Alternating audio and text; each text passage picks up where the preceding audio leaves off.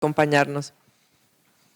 Bueno, pues muchos temas que se han tocado en este foro realmente muy interesante y sobre todo pensando en las ciudades y su expansión.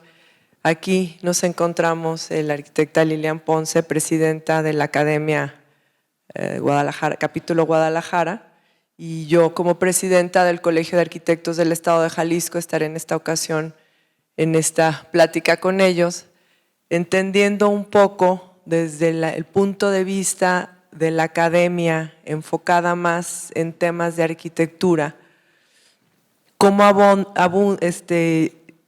abordan esta Agenda Metropolitana 2050. Para esto, pues le cedo el micrófono, el uso de la voz, a la arquitecta Lili Ponce. Muchas gracias, buenas tardes. Bueno, primero que nada, agradecer en nombre de la Academia Nacional de Arquitectura y sobre todo del capítulo Guadalajara la oportunidad de participar en esta Cumbre Internacional del Hábitat. La Academia Nacional de Arquitectura tiene como función fundamental el conocer, reconocer y dar a conocer la arquitectura. Y por ende, nuestros temas fundamentales son la ciudad, el medio ambiente y el patrimonio, entre otros. Y es desde aquí desde donde lo abordamos. A principios de este año, y por iniciativa del arquitecto Francisco Covarrubias Gaitán, expresidente nacional de esta academia, nos dimos a la tarea de dar una revisada a profundidad de lo que estaba sucediendo en las diferentes áreas metropolitanas. Quiero comentarles que la Academia Nacional de Arquitectura está dentro de la estructura nacional en 12 capítulos que les presento. Estamos en Valle de México, Guadalajara, Monterrey, Puebla, Mérida, Veracruz, Tuxtla Gutiérrez, Acapulco, Sinaloa, Querétaro, San Luis Potosí y Baja California. Entonces, a iniciativa del arquitecto Covarrubias, nos dimos a la tarea de formalizar los trabajos de este foro metropolitano. En el transcurso del desarrollo, cuando habíamos apenas terminado la parte de análisis, el arquitecto Francisco Covarrubias, que yo creo que muchos de los presentes o de los que nos están escuchando, no solo a nivel nacional, sino a nivel internacional, conocieron su trabajo. El arquitecto murió y la academia, como homenaje, decidió continuar con estos trabajos. En este momento estaríamos iniciando en los diferentes foros la segunda etapa de talleres ya de diagnósticos más particulares. Me gustaría iniciar hasta aquí diciendo cuál es lo que hace la academia al observar estas condiciones de las ciudades y con vistas a esta Agenda 2050 nos hemos puesto a trabajar analizando desde nuestros capítulos de acción qué es lo que está pasando en nuestras ciudades. Gracias. Bueno, le cedo el uso de la voz al arquitecto Francisco. Muchas gracias. Buenas tardes a todos. Bien, como decía Lilian, en cada una de las diferentes capítulos de la academia se realizó una primera parte del foro y después de participar en la mayoría de las presentaciones, y voy a utilizar el ejemplo de lo que vivimos en este ejercicio para puntualizar algunas reflexiones en el tema, tanto en el tema de las ciudades, de su planeación, como en el tema metropolitano. Les hacía yo el siguiente comentario. Seguimos, como lo decía la ponente anterior, seguimos diciendo lo mismo. Ella mencionaba desde hace 15 años, yo diría desde hace 40 años, seguimos más o menos con el mismo discurso, aunque los problemas de las ciudades han variado un poco. La realidad es que los grandes problemas relacionados con el agua, con la contaminación, con la funcionalidad de los servicios, con la movilidad urbana, con los temas de desarrollo económico, con los temas de desarrollo social son más o menos los mismos y muchas veces exacerbados. Entonces, seguimos más o menos comentando lo mismo. De hecho, en este tipo de foros que desde luego son muy importantes, muy necesarios y muy productivos, seguimos escuchando un poco de lo mismo con ciertos avances. Y lo que es más, si nosotros nos fijamos en las relatorías de este tipo de eventos, vamos a encontrar que la gran mayoría de las aportaciones tiene que ver con el análisis de los problemas. Luego, una aportación relativamente menor con propuestas de qué hacer y prácticamente nada de cómo hay que hacerlo. Es decir, desde este punto de vista, el problema que yo veo es que seguimos diciéndonos los unos a los otros qué es lo que hay que hacer, pero no abordamos el tema de cómo hay que hacerlo. De hecho, si ustedes ven, pues yo me he dedicado a la planeación urbana y regional prácticamente toda mi vida profesional, y los que están relacionados con la planeación urbana recordarán, sobre todo de hace poco tiempo para atrás, que los planes de desarrollo urbano tienen, vamos a poner que tengan 100 páginas, bueno, de esas 100 páginas, 80 son de diagnóstico, luego vienen objetivos, tal y tal y tal y tal, una estrategia como de 5 páginas y prácticamente nada de instrumentos que nos digan cómo hacer lo que se tiene que hacer realidad. Entonces yo creo que lo que tenemos que hacer es darle la vuelta al librito. Ya tenemos, cuando menos en México y desde luego en la zona metropolitana de Guadalajara, que es de lo que a mí me toca hablar un poquito más, ya tenemos bastante bien diagnosticado cuál es la problemática, y no solo cuál es la problemática, sino cuál es el potencial. Muchas veces el problema de estos diagnósticos es que no abordan el tema de cuál es la causa de los problemas para poder dar una solución de erradicación de raíz de la causa de los problemas para que estos no continúen sucediendo y no estemos, como se dice coloquialmente, dándole aspirinas a la ciudad. Por otro lado, vemos que en el tema de las soluciones seguimos bordando con estrategias, con un rosario de acciones separadas que no constituyen realmente una estrategia integral de cómo abordar en su totalidad la gestión, la planeación y la gestión de las ciudades. Ahora bien, me muevo de aquí al tema de lo metropolitano. En primer lugar, tendríamos que decir que no todas las zonas metropolitanas de México, ni de menos del mundo, tienen la misma problemática. Baste decir que en la mayoría de las áreas o zonas metropolitanas de México no cuentan con ningún instrumento de coordinación, ni menos de fondeo de obras, ni mucho menos de un aparato de planeación o de gestión metropolitana. Por el trabajo de muchos que nos han antecedido aquí en la zona metropolitana de Guadalajara o en el área metropolitana, como la llamamos acá, desde principios de la segunda mitad del siglo pasado, desde los años 60, ya existían planes intermunicipales para Guadalajara. En 1982 hubo el primer plan de área conurbada de Guadalajara, oficialmente aprobado. Posteriormente se generó en principio de los 90 un consejo metropolitano y me tocó participar en la creación de un fondo metropolitano más o menos en 1997.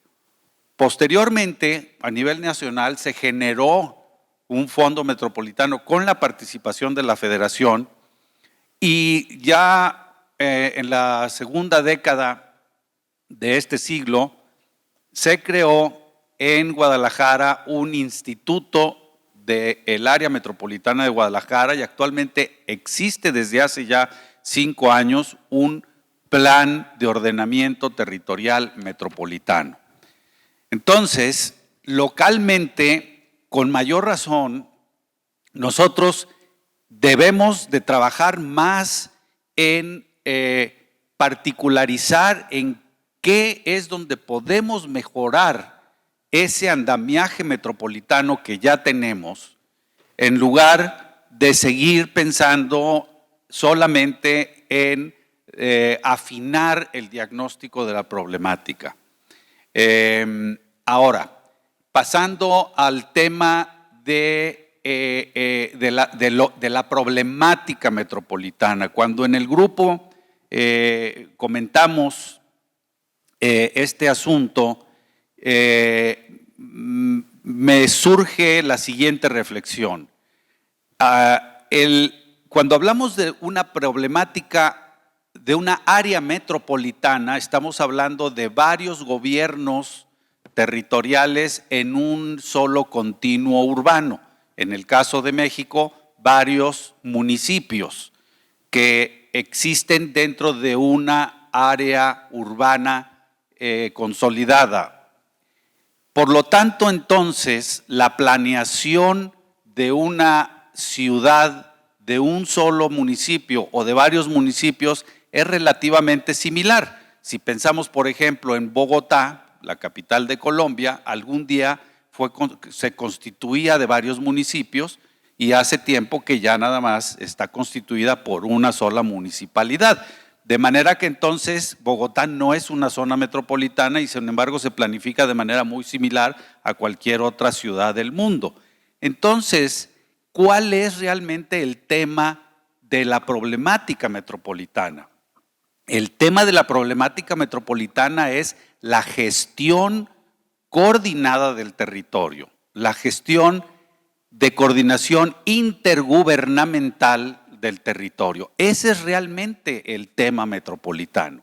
De manera que, si tanto en el tema de las ciudades como sobre todo en las zonas metropolitanas no pasamos de la planeación a la acción, no pasamos de identificar qué es lo que hay que hacer a identificar cómo es que hay que hacerlo y por lo tanto no pasamos a esto que le llamamos gestión, entonces estaremos dándole vuelta a una bicicleta estacionaria y no avanzaremos en la concreción real de soluciones a la problemática y de ecuaciones para aprovechar los potenciales tan grandes de la ciudad de manera adecuada.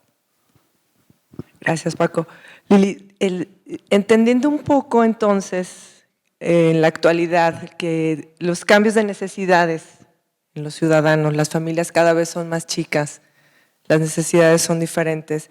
Esta agenda metropolitana que ya ha estado muy analizada y que sin embargo no se aplica, no se sigue adelante, ¿tú crees que tendríamos que incluir diferentes prácticas, diferente forma de abordar esta agenda, pensando en este cambio de las necesidades y de la imperante necesidad de tener temas sustentables, sobre todo en las ciudades por el cambio climático que es una realidad? Definitivamente sí. Si nos vamos aún a la práctica que le voy a poner por nombre simple de la arquitectura como tal, ya la arquitectura nada más, yéndonos al objeto, no puede ser ya una práctica unidisciplinaria.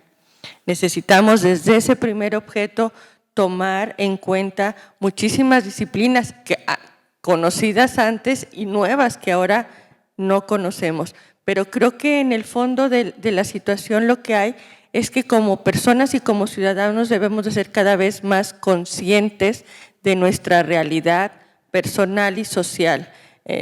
Regresando al tema, si el mismo objeto arquitectónico para ser abordado de manera plena deberá recurrir a todas las demás disciplinas, pues cuando llevamos este objeto único o unipersonal a la ciudad y a la comunidad, con mayor razón tenemos que tener consideraciones.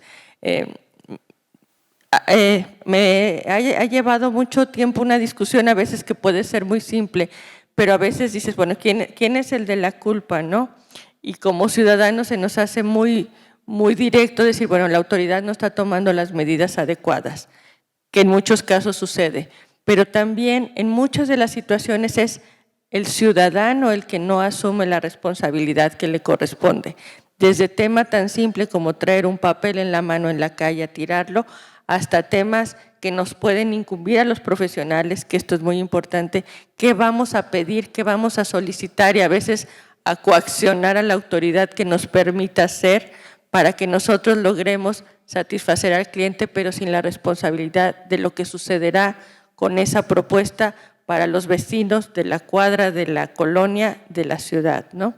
Entonces, definitivamente esta es una responsabilidad compartida, lo hablaba también quien nos antecedió en la mesa, es una responsabilidad compartida y lo más importante en este momento es hacernos responsables de lo que a cada uno nos corresponde en nuestra realidad personal y profesional. Paco, y esta pregunta como arquitectos, como gremio, planeadores, ¿cómo no demeritar el quehacer de los arquitectos y que el talento se vea? ¿Cómo esa coordinación entre autoridades y planeadores se lleve adelante y no se hagan la planeación en escritorio sin tomar en cuenta a los profesionales y los trabajos que se lleven a cabo, sobre todo en el quehacer de ciudad o acción pública, quizá ni siquiera se tomen en cuenta el proyecto como debió ser y se ejecuten hasta de diferente manera? Al final somos los culpables, pero no lo somos. ¿Cómo poder tener esa coordinación, autoridades, planeadores, y cómo involucrar y comprometer a los ciudadanos, como lo menciona Lili? Buena pregunta. Sí, yo creo que como gremio tenemos que ser autocríticos. Primero, entender que, bueno, nosotros tenemos el gremio de los arquitectos en Latinoamérica. Es muy común que los arquitectos somos mayoritarios en las labores del desarrollo urbano, planeación y urbanismo, pero no necesariamente un buen arquitecto como diseñador de edificios es un buen arquitecto como planificador de un territorio o de una ciudad. Cada uno de nosotros tendremos que trabajar suficientemente en nuestra especialidad. Y por otro lado, ¿qué tanto estamos realmente entendiendo las necesidades de las ciudades, las necesidades de la ciudadanía y las necesidades de los empresarios desarrolladores del ámbito inmobiliario, y qué tanto entendemos también las necesidades y el rol de los políticos? Entonces, yo creo que es fácil decir, lo que pasa es que los políticos pues no nos hacen caso, o los desarrolladores lo único que quieren es ganar dinero, o la población pues no entiende de estas cosas porque lo único que ve es su día a día.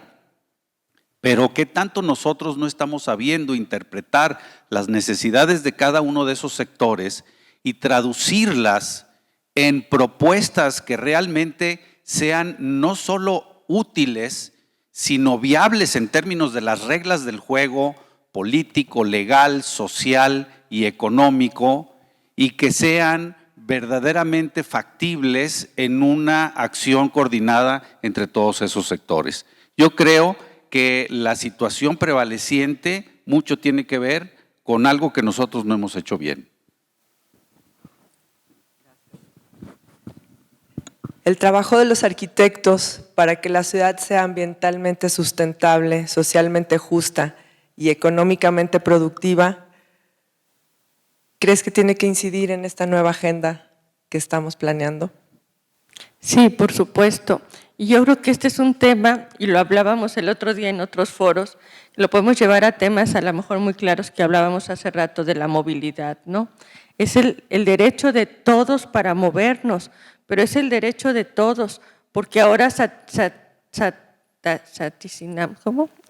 satanizamos unos a los otros, ¿no? Cuando en realidad todos tenemos el derecho de hacerlo, ojalá la conciencia de hacerlo de manera correcta también.